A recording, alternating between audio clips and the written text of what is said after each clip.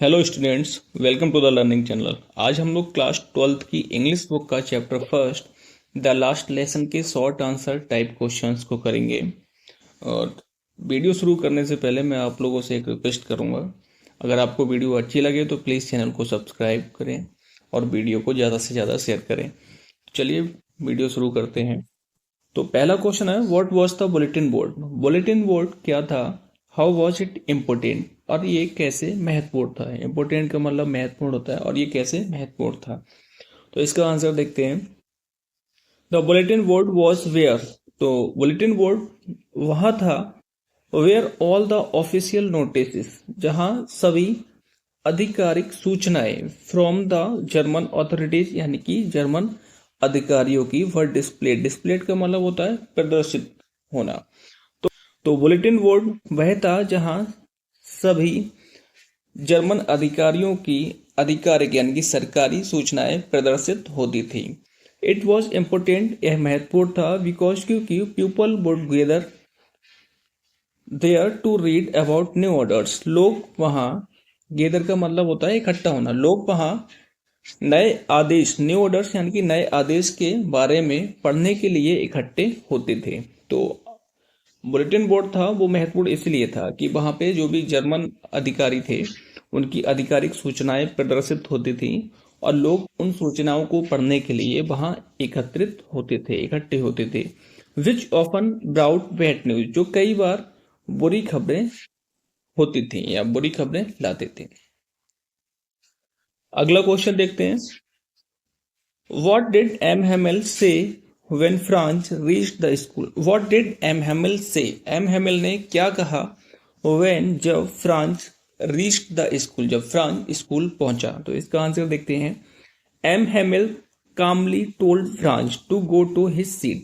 M. Hamel ने शांतिपूर्वक France से उसकी सीट पर जाने को कहा, एंड और कहा दैट कि दे वर बिगनिंग विदाउट हिम, वे उसके बिना ही शुरू कर रहे थे। He did not scold France. Scold का मतलब होता है डांटना। उन्होंने फ्रांस को डांटा नहीं, एज ही यूजुअली, यूजुअली का मतलब सामान्य तौर पे होता है। तो जैसा कि सामान्य तौर पर वो लेट होने पर डांटते थे, तो उस तरीके से उन्होंने उस दिन डांटा नहीं। अगला क्वेश्चन का आंसर देखते हैं। What did M. Hamill speak first in the class that day about the last lesson?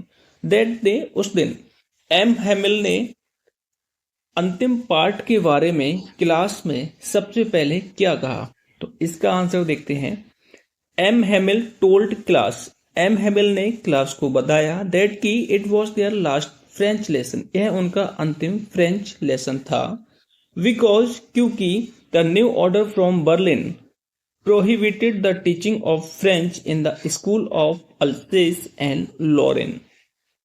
तो बर्लिन के नए आदेश के अनुसार अल्सेस और लॉरेन में फ्रेंच पढ़ाना प्रतिबंधित कर दिया गया है।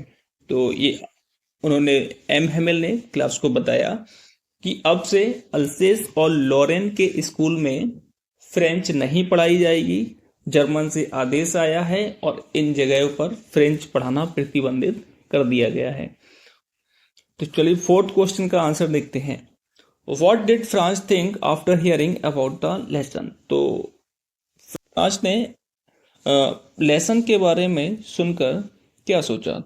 तो इसका आंसर देखते हैं। फ्रांस फेल्ट रिग्रेटफुल, फ्रांस को बहुत अफसोस हुआ, for not learning French seriously, कि उसने गंभीरता से फ्रेंच को नहीं सीखा। ही रियलाइज्ड, उसको अनुभव हुआ। He realize the value of his language, अब उसको उसकी भाषा की, जो लैंग्वेज भाषा थी, उसकी कीमत का पता चला। And how precious it was to him now that he was losing it, और अब जब वह उसको खोने जा रहा था तो उसको अपनी भाषा की कीमत और वह उसके लिए कितनी मूल्यवान थी, इसका पता चला उसको।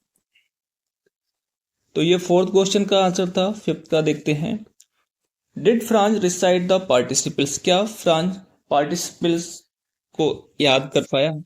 तो नो नहीं, Franz could not recite the participles, Franz participles को याद नहीं कर पाया। He felt guilty and ashamed for not being able to answer M Hamel's question, और उसे एम हेमिल्स के प्रश्नों का जवाब ना देने के कारण बहुत ही गिलानी और शर्मिंदगी महसूस हुई। ठीक है, तो वो पार्टिसिपल्स के रूल को याद नहीं कर पाया था, तो जब एम हेमिल ने उससे पार्टिसिपल्स पर प्रश्न पूछे तो वह एम हेमिल के प्रश्नों का जवाब नहीं दे पाया, और इसलिए उसको बहुत ही ज्यादा गिलानी और शर्मिंदगी महसूस हुई। ये फिफ्थ क्वेश्चन का आंसर था। सिक्स का देखते हैं। Whom did M Hamel blame for the ignorance in studies and why. Whom यानी किसको डिड एम हेमिल ब्लेम, तो एम हेमिल ने पढ़ाई को नजरअंदाज करने के लिए किस पर आरोप लगाया, एंड वाई और क्यों। M Hamel blamed the parents for sending children to work instead of school. M Hamel ने बच्चों को स्कूल की बजाय काम पर भेजने के लिए पेरेंट्स पर आरोप लगाया।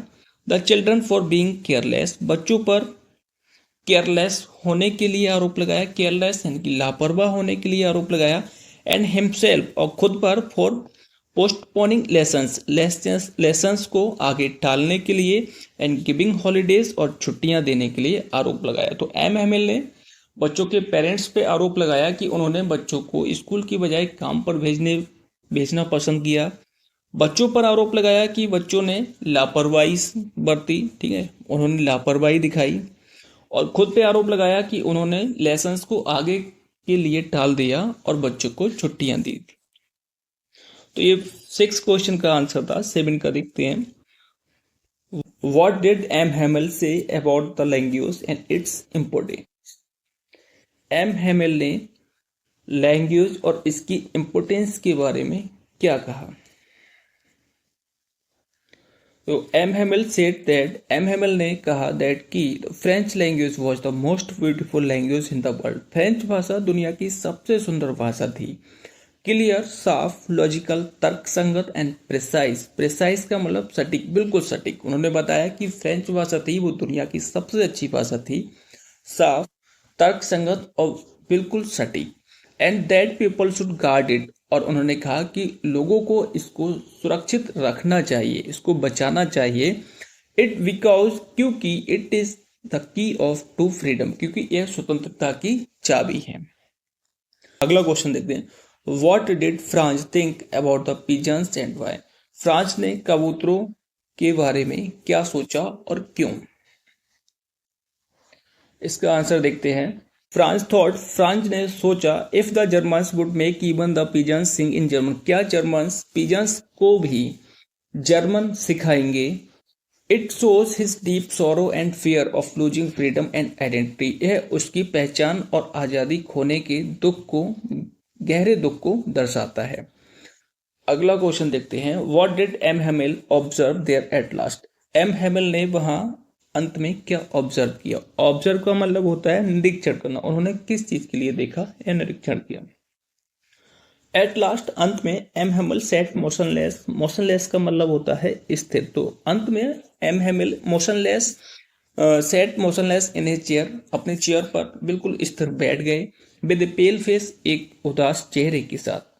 Looking at every object in the classroom, अब क्लासरूम में मौजूद सभी ऑब्जेक्ट्स, जो भी वस्तु थी, सबको देख रहे थे। As if he wanted to remember everything before leaving forever, जैसे वो हमेशा के लिए जाने से पहले हर एक चीज को याद रखना चाहते थे। तो ये 9 क्वेश्चन का आंसर था। तो एम हेमिल थे, वो अपनी सीट पर बिल्कुल स्थिर बैठ गए थे, उनका चेहरा उदास था, और वो उस रूम में उपस्थित सभी ऑब्जेक्ट्स को इस तरीके से देख रहे थे जैसे कि वो वहां से हमेशा के लिए जाने से पहले हर एक ऑब्जेक्ट को एग्जैक्ट याद रखना चाहते हो। तो अब लास्ट क्वेश्चन देखते हैं, लास्ट क्वेश्चन का answer. What happened when church clock struck 12, क्या हुआ जब चर्च की घड़ी ने 12 बजाए। When the church clock struck 12, जब चर्च की घड़ी ने 12 बजाए, the Prussian soldiers marched in, तो Prussian soldiers थे, उनकी ड्रिल खत्म हो गई। M Hamel stood up, M Hamel खड़े हो गए। Turn to the black board की तरफ मुड़े। एंड रोड, और उन्होंने लिखा, विव लव फ्रांस, यानी कि फ्रांस दीर्घायु हो। देन मेड ए गेस्चर, और उसके बाद उन्होंने एक इशारा किया। गेस्चर का मतलब होता है इशारा। उसके बाद उन्होंने एक इशारा किया। टू इंडिकेट या दर्शाने के लिए दैट की द क्लास वॉज ओवर कि क्लास खत्म हो गया था। ये first chapter the last lesson के शॉर्ट क्वेश्चन टाइप आंसर थे। अगर आपको वीडियो पसंद आया हो तो प्लीज़ चैनल को लाइक शेयर करना ना भूलें।